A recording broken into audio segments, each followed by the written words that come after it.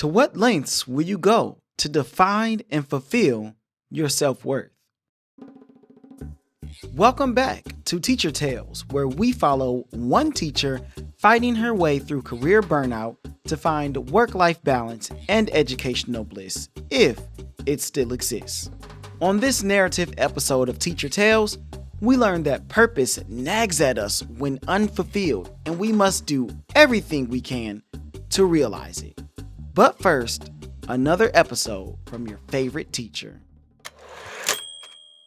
Teagan Rains, a seasoned educator, found herself at a professional crossroads. She had always been passionate about teaching, pouring her heart into crafting engaging lessons and nurturing her students' love for learning. However, as she reflected on her career, a nagging sense of unfulfillment crept in.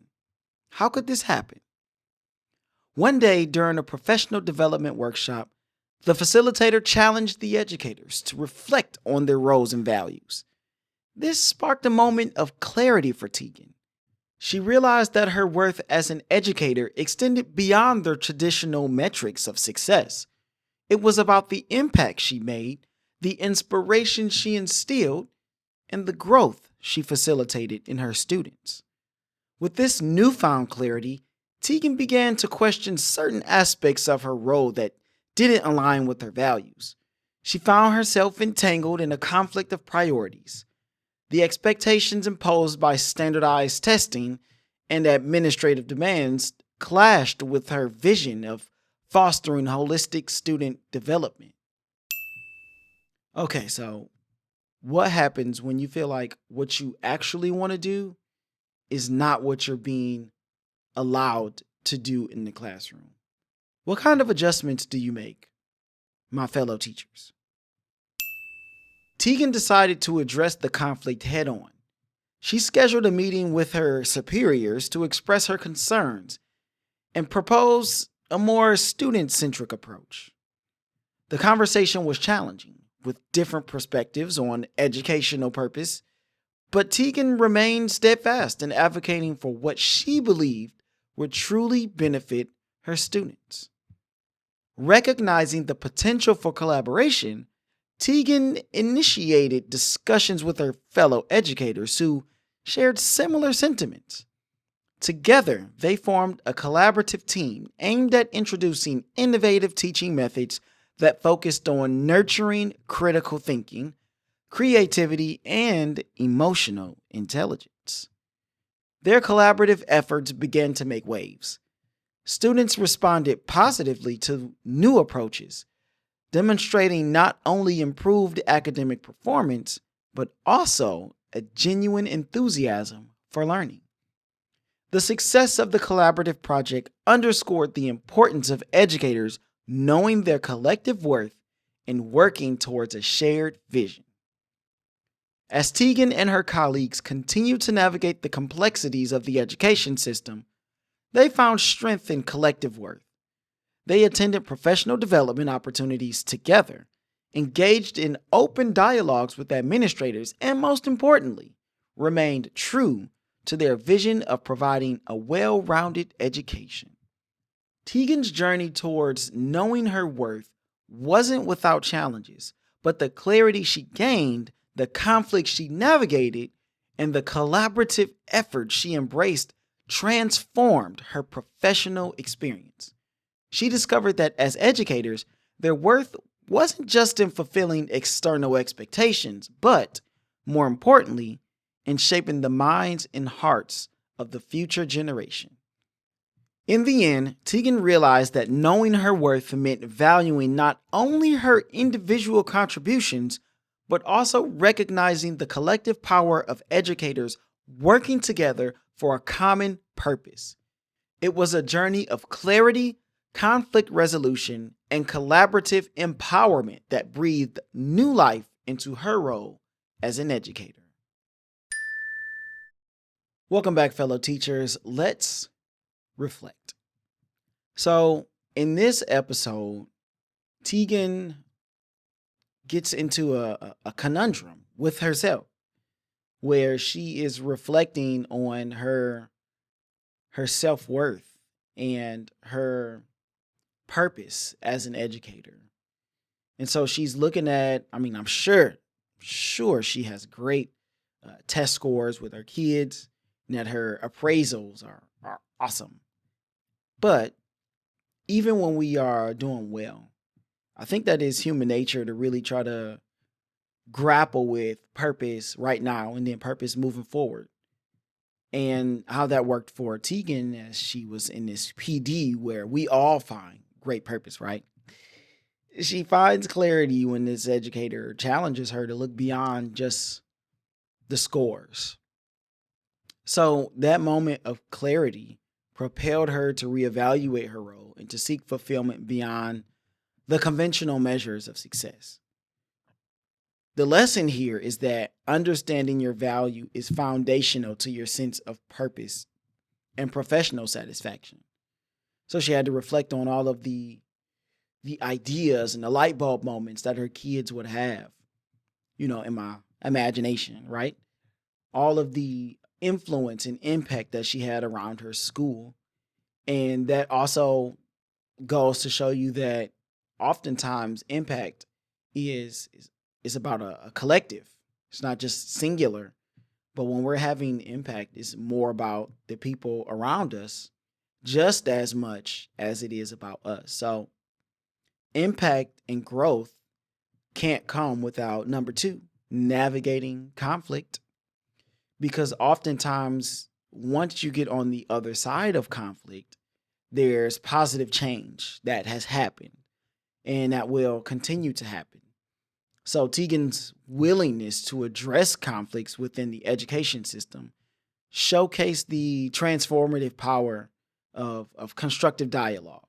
It's not just about this is what I think and this is what should happen. And so we're going to do that. But it's more about what do you all think? How are these things impacting our children? How are these things impacting our classrooms? So when districts come out with these initiatives, to turn over classroom management and school management, they come out with these acronyms. I know my school has them, the district has them, every school has them. What does it really mean? Because if we don't challenge that and then figure it out and then get to the other side of it, then they're just acronyms up on the walls and they'll be different next year. Like nobody really cares. So the power of that constructive dialogue to really dig deep into what's going to work for our school is a significant step into making positive change. So the story suggests that educators, when facing conflict in priorities or values, can make significant impact by engaging in these open conversations with administrators, with colleagues, with higher ups, with stakeholders. And I think that you have to be a relationship builder in order to have constructive conversations with those people, because oftentimes those higher ups, they don't really have to listen to you. Let's just be honest. Like as a teacher, there are 1,000 of us, and everybody's got their 2 cents. And a lot of time, unfortunately, it can be quite negative, not necessarily constructive. But when you are a relationship builder and these people know the great things that you're doing and your reputation precedes you, then that can set you in front of kings and queens. At least that's what the word says. That's what I go from.